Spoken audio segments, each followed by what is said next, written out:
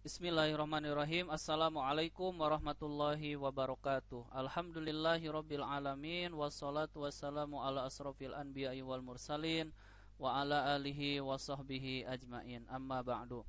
Alhamdulillah, sahabat-sahabat yang dirahmati Allah Subhanahu wa taala, di pembelajaran kali ini kita akan melanjutkan tentang kewajiban terhadap orang yang meninggal. Yang pertama yaitu adalah memandikan, yang keduanya yaitu adalah mengkafani, yang ketiga menyalatkan, dan yang keempat adalah menguburkan jenazah. Yang kita akan bahas di pertemuan kali ini yang pertama yaitu adalah tentang tata cara memandikan jenazah.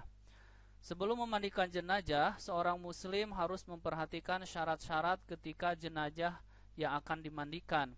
Yang pertama yaitu adalah jenazahnya harus orang Islam.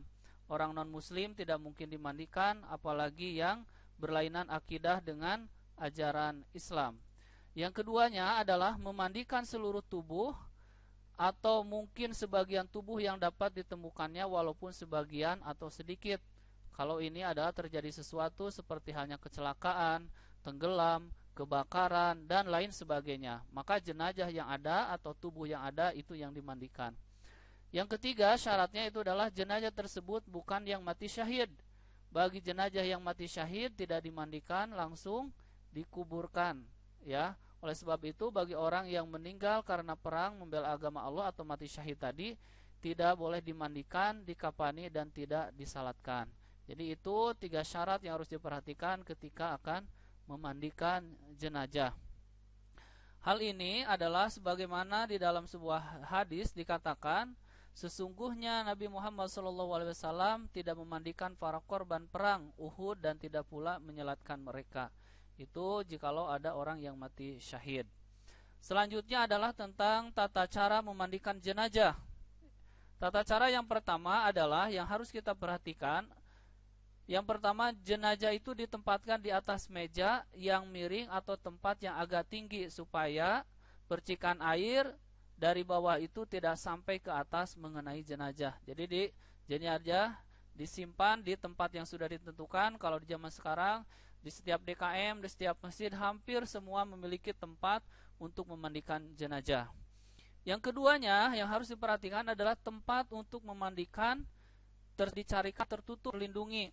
Kalau ada khusus seperti halnya di DKM atau tempat pemandian jenazah khusus itu lebih dan tidak akan terlihat auratnya ketika dimandikan, karena harus diperhatikan adalah ketika orang yang sudah meninggal itu auratnya adalah tetap harus dijaga. Ketiganya adalah meja atau tempat memandikan tadi, di atasnya diletakkan yaitu adalah potongan pisang yang kurang lebih dari 6 potong yang digunakan sebagai bantalan atau sejenisnya yang bisa mengganjal mayat itu ketika dimandikan. Antara meja tadi kemudian antara jasad atau mayat yang dimandikan itu tidak menempel langsung, tetapi ada penghalang di bawahnya. Hal tersebut adalah memudahkan untuk proses memandikan jenazah. Jadi mulai dari penekanan kotoran, pembersihan, dan lain sebagainya itu lebih memudahkan. Yang keempatnya, saat dimandikan atau basahan atau kain sarung agar auratnya tidak tertutup. Agar auratnya itu tidak terbuka. Artinya tetap ketika proses pemandian, baik itu mayat jenazah laki-laki ataupun dengan menggunakan sarung atau kain yang lainnya ketika dimandikan, ya. Yang kelimanya adalah tempat memandikan tadi, maka mayat diangkat dan diletakkan di atas pohon pisang atau bantalan yang sudah disediakan tadi yang berada di atas meja, kemudian disiram ke seluruh tubuhnya dengan menggunakan air sabun, ya. Jadi menggunakan air sabun sebagaimana yang sudah disiapkan. Anjurkan dalam membasuh atau membersihkan ketika memandikan mayat itu dimulai dari anggota yang paling kanan, mulai diwudukan dulu, sunahnya anggota yang paling kanan, kemudian itu setelah itu adalah disiram ke seluruh anggota tubuh tersebut. Yang kelimanya, membersihkan kotoran yang ada di perut, setiap lubang kemudian dibersihkan menggunakan sarung tangan dengan cara ditekan pelan-pelan. Jadi cara yang ada di perut, ya, itu ditekan secara perlahan-lahan, kemudian kotoran itu akan keluar. Mulai dari lubang hidung, telinga dibersihkan secara pelan-pelan.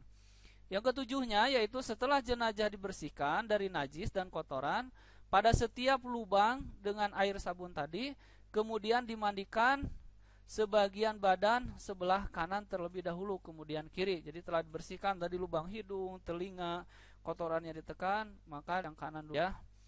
Yang kedelapannya yang harus diperhatikan adalah waktu memandikan jenazah disunahkan disiram 3 kali atau 5 kali setelah jenazah selesai dimandikan, kemudian lalu disisir rambutnya dengan rapi. Jadi sunahnya 3 kali, kemudian 5 kali dibersihkan. Setelah selesai itu jenazah itu dirapikan di sisi rambutnya, ya, baik laki-laki ataupun perempuan.